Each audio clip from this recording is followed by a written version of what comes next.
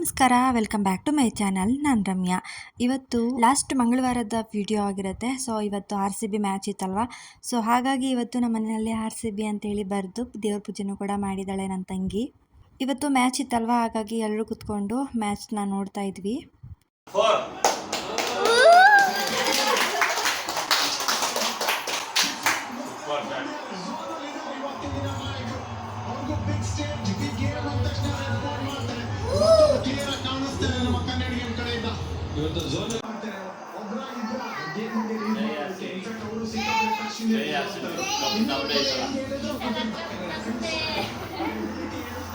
Enjoy ಮಾಡಿಕೊಂಡು match ಎಲ್ಲ ನೋಡಿ ಅದಾದಮೇಲೆ ಊಟನೂ ಕೂಡ ಮುಗಿಸ್ಕೊಂಡ್ವಿ. ಹಾಗೆ ನನ್ನ ಮಗಳಿಗೆ ಇವತ್ತು ಬುಕ್ಸ್ಗಳನ್ನ ಕೊಟ್ಟಿದ್ರು ಸ್ಕೂಲಿಂದ. ಸೊ ಅದನ್ನು ಕೂಡ ಎತ್ತಿಟ್ಕೊಂಡು ಚೆಕ್ ಮಾಡ್ಕೊತಾ ಇದ್ದೆ. ಹಾಗೆ RCB ಮ್ಯಾಚ್ ಗೆದ್ದಿದ್ದು ಒಂದು ಖುಷಿ ಆದರೆ ಇನ್ನೊಂದು ಕಡೆ ಘಟನೆ ನಡೆದಿದ್ದು ಎಲ್ರಿಗೂ ಗೊತ್ತೇ ಇರುತ್ತೆ. ಸೊ ತುಂಬಾ ಬೇಜಾರಾಗಿದೆ.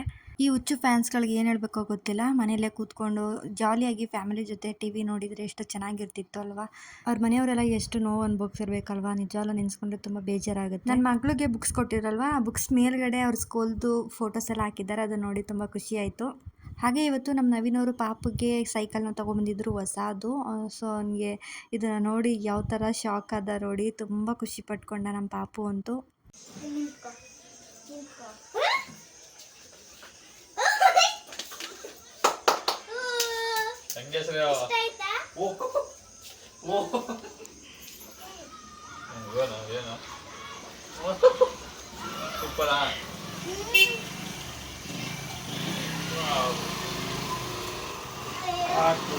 ನಮ್ಮ ಪಾಪುಗೆ ಸೈಕಲ್ ನೋಡಿ ತುಂಬ ಶಾಕ್ ಆಯಿತು. ಹಾಗೆ ಅವ್ರ ಅಪ್ಪನ್ನೇ ಹೋಗಿ ತಪ್ಪಿಕೊಂಡು ಮುತ್ತು ಕೂಡ ಕೊಟ್ಟ. ಅಷ್ಟು ಖುಷಿ ಆಗ್ಬಿಡ್ತು ಅವನಿಗೆ.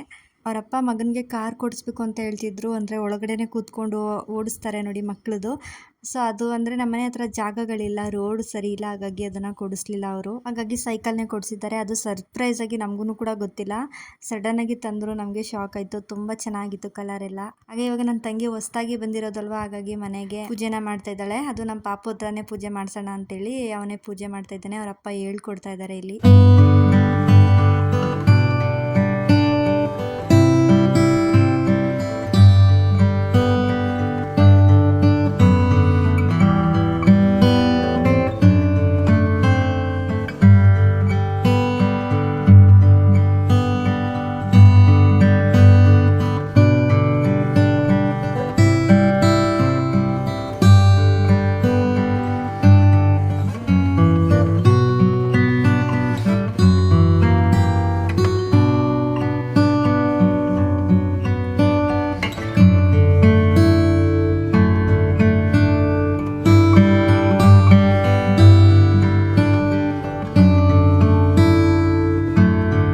ನಮ್ಮ ಪಾಪುಗಂತೂ ಸಖತ್ ಇಷ್ಟ ಆಯಿತು ಸೈಕಲ್ಲು. ಹಾಗೆ ಮನೆಯವರೆಲ್ಲನೂ ಕೂಡ ಪೂಜೆನ ಮಾಡಿದ್ರೆ ತುಂಬ ಖುಷಿ ಆಯಿತು ಇವತ್ತು. ಹಾಗೆ ಮಕ್ಕಳಿಗೆ ಸ್ವಲ್ಪ ಜಾಮ್ ಬೇಕಾಗಿತ್ತು ಅಂತ ಜಾಮ್ ತೊಗೊಂಡು ಬಂದಿದ್ರು. ಇನ್ನು ಸ್ಕೂಲ್ ಸ್ಟಾರ್ಟ್ ಆಯ್ತಲ್ವ, ಏನಾದರೂ ಚಪಾತಿಗೆ, ಪೂರಿಗೆ, ದೋಸೆಗೆಲ್ಲ ಹಾಕೊಟ್ರೆ ಇಷ್ಟಪಟ್ಟು ತಿಂತಾರೆ. ಹಾಗೆ ತುಂಬ ಚೆನ್ನಾಗಿತ್ತು ಜಾಮೂನು ಅಷ್ಟೇ.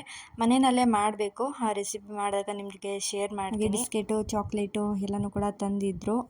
ಮಕ್ಕಳಿಗೆ ಚಟ್ನಿ ಸಾಂಬಾರೆಲ್ಲ ಹಾಕಿದ್ರೆ ಸರಿಯಾಗಿ ತಿನ್ನೋದಿಲ್ಲ, ಮಧ್ಯಾಹ್ನದೊತ್ತು ಊಟ ಮಾಡೋದಿಲ್ಲ. ಹಾಗಾಗಿ ಈ ರೀತಿ ಜಾಮ್ ಹಾಕೊಡೋಣ ಅಂತೇಳಿ ತರಿಸಿದ್ವಿ ಅಷ್ಟೇ. ಪಾಪಗೆ ಸ್ಕೂಲು ಫಸ್ಟ್ ಡೇ ಇವತ್ತು, ಅದಕ್ಕೋಸ್ಕರ ಪೂಜೆನ ಮಾಡಿ ಹೋಗ್ತಾ ಇದ್ದಾನೆ.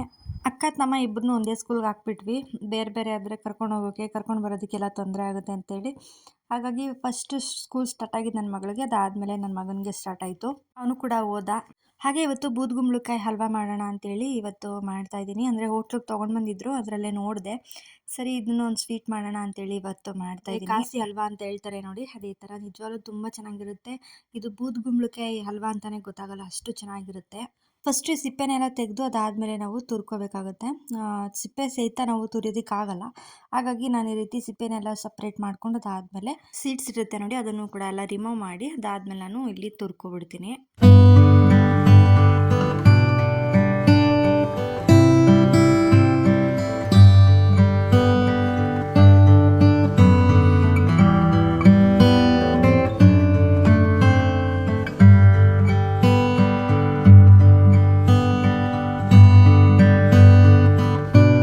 ನೆಕ್ಸ್ಟ್ ಈ ರೀತಿ ತುರಿದಾದ್ಮೇಲೆ ನೀರೆಲ್ಲ ಬಿಟ್ಕೊಂಡಿರುತ್ತೆ, ಅದನ್ನು ಸ್ವಲ್ಪ ಲೈಟಾಗಿ ಈ ರೀತಿ ಹಿಂಡ್ಕೊಂಡು ಎತ್ತಿಟ್ಕೊತಾ ಇದ್ದೀನಿ.